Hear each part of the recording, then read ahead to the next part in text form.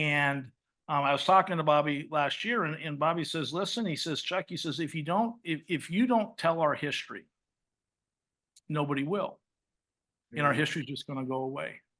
And we need to make sure we're out there, we're telling our history, we're telling our stories to keep ourselves relevant. And that's part of what I appreciate so much about what you're doing, and a bunch of people out there that are kind of filling this void, is you're telling our story.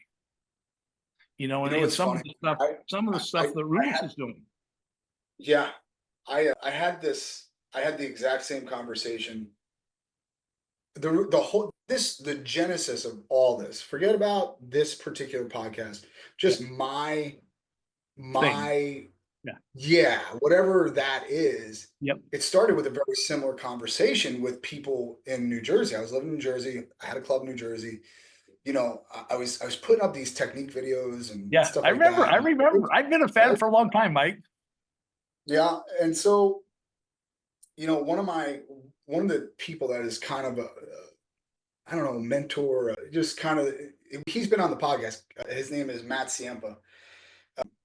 He and I loved talk radio, and so and I was like, dude, it's gonna die, right? He's like, no, it's not. No, I'm like, podcast for sure. He goes, well, that's kind of cool though, and I'm like, yeah, it's definitely cool. And he goes, why is it cool? I'm like, well, because how else are we gonna tell these stories eventually, right? Like, I mean, there was this barrier to entry for everyone, right? You had to go to radio school or communication school or whatever to get on the And have radio. Well, you don't. sponsors and money and Yeah.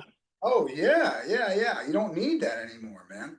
And I knew back in '04, '02 that like if there's no barrier to entry, then anybody can do it. And if anybody can do it, we know we have to keep these stories alive.